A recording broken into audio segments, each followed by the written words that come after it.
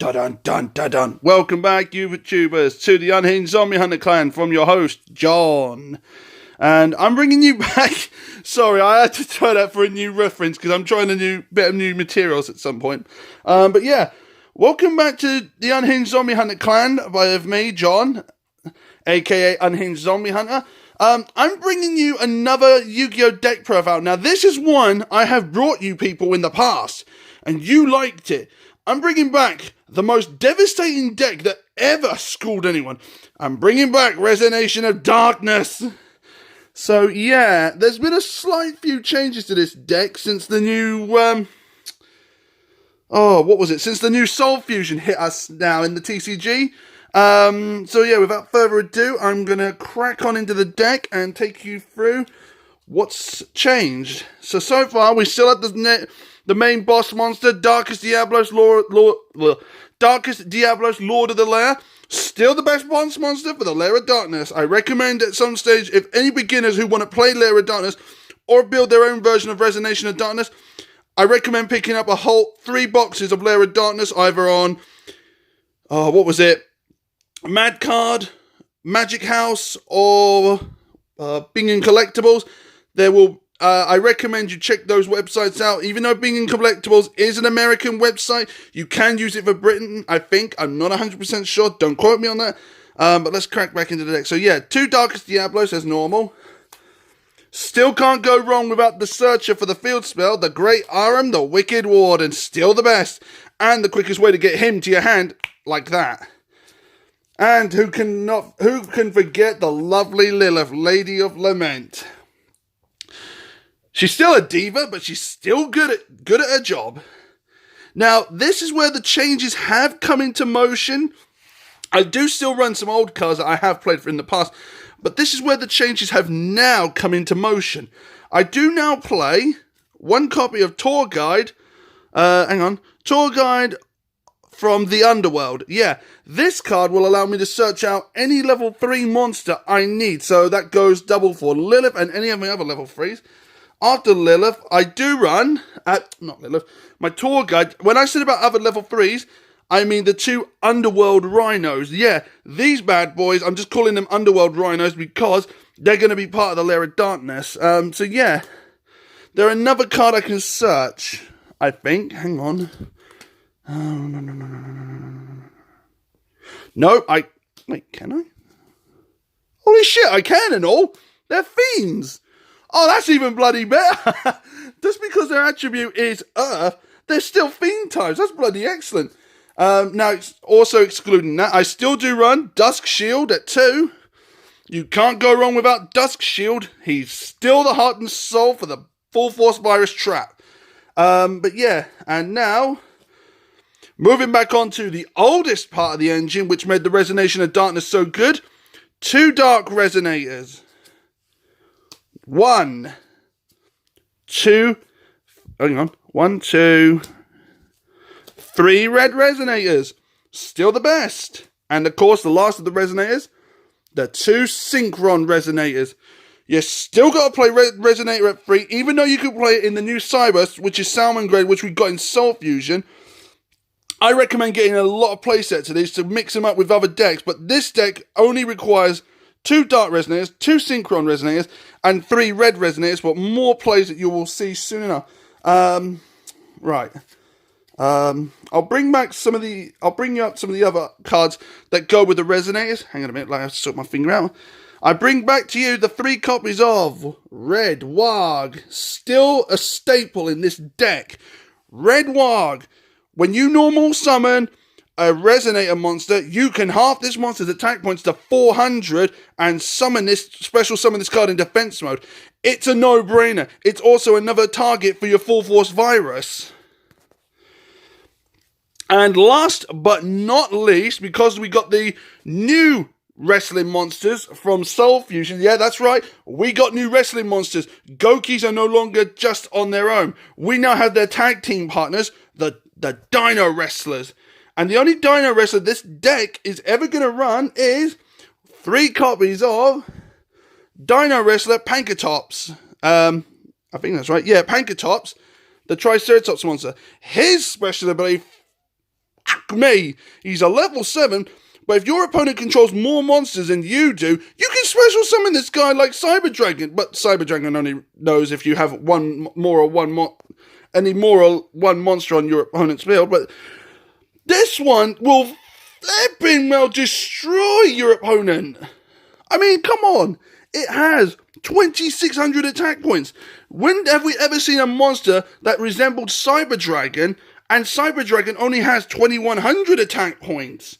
But seriously, Pankatops has taken the top of the food chain with this one. So Konami, thank you for bloody releasing Dino.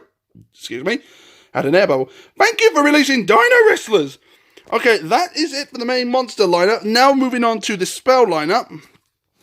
Still play the main field spell of this entire deck. I still play Lair of Darkness. Still the best card in this deck. Also, a note for people who want to combine this sort of engine, the Lair of Darkness engine, with ninjas to turn them into shadow ninjas. It works in more combinations than you can think, because Resonation of Darkness is the starter that actually started this all off at people, but it's been getting better every year. I mean, I'm sorry I haven't brought you my Resonation of Darkness for years, but this started something. It has started its own cult. The Resonations, or the Darkness engine, has now started its own cult to make other decks more powerful and make them stunnable. And this deck, if it goes against Thunder Dragons, it's going to render them fucking useless. I know this for a fact. Because one thing I know about Thunder Dragons is, one, they rely too much on their heavy hitters and not enough on their weaker hitters, but they also rely a lot on their defensive side. So I do know this from what I've seen. A lot of duelists play Thunder Dragons, and I've seen a lot of them use them as defensive shields, or as hang on a minute, as use them as powerhouses. But this will render them fucking useless, because I can just tribute them to use my own monsters' effects. So yeah, still got Terraforming. Since that got hit on the ban list, you can only run it at 2 now, so I'm only ever going to run Terraforming at 2, so please don't judge me on that. Back to and also for the draw engine, I do have still got my 3 copies of Allure of Darkness. Best way to search out, it gives you let me just remind myself.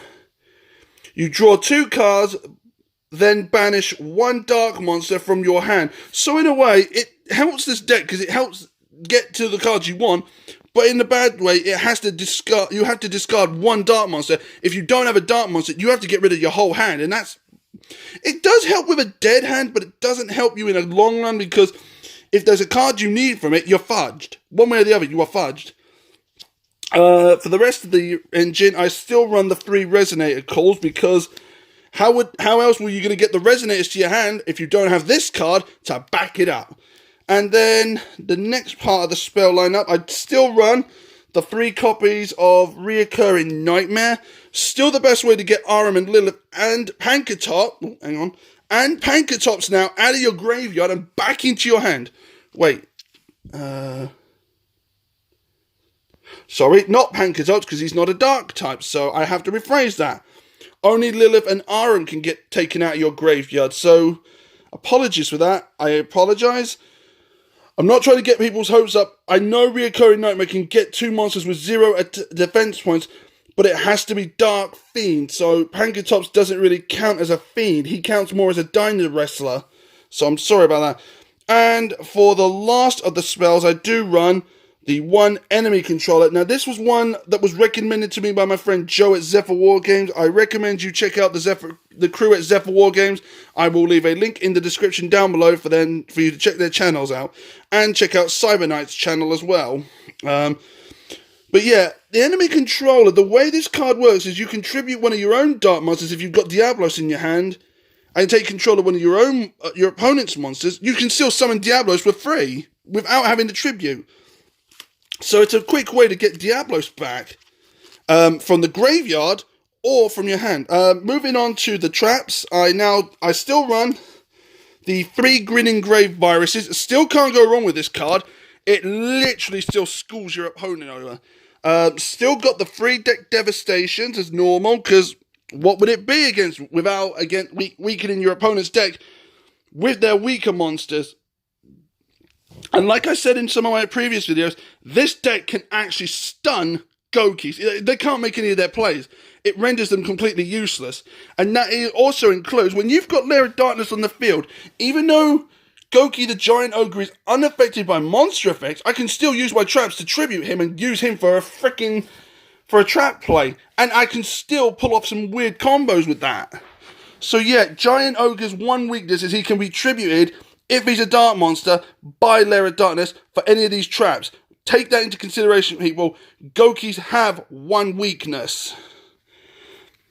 Still running the 2 full force viruses and still running the 1 Eradicator virus. You all know what Eradicator by now does. Renders your opponent's spells or traps useless. I wish, Konami, you would put this up to 2. It would really help. Full force virus renders your opponent's 1500 or less defenders completely null and void. So in a way, the viruses still help this deck, even though I'm limiting myself with new traps as well. Like, for example, I'm now playing for the new line of the traps 3 copies of the original Mirror Force. I'm also running 1 Storming Mirror Force and 1 Blazing Mirror Force. And another trap that was recommended to me by my friend Joe at Zephyr Wargames, run this card, the compulsory evacuation device. If your opponent summons a monster that's way higher than any of your monsters, you use this and you can bounce it back to your opponent's hand. You all know what Mirror Force, Storming Mirror Force, and Blazing Mirror Force does by now. It literally just renders your opponent's deck useless. Moving on to the extra deck now. Hang on, I'm sorry, I'm having to budget my fingers around a little bit.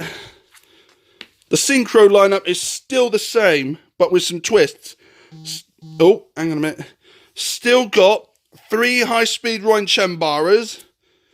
Still got the Red Wyvern. Still got the Clearwing. I don't have Black Rose for this deck anymore because somebody asked for her, so Black Rose and Goyo Guardian are retired from this deck now, so we don't need them anymore. But the newest dragon that has replaced Black Rose is Scrap Dragon. This card's going to screw your opponents over because you can just blow up your opponent's field. Blow your opponent's monsters up on the field by tributing one of your own monsters. Also, I still run the Red Dragon family, the Archfiends, still 2 Scarlights, and also 1 Red Dragon Archfiend, the original.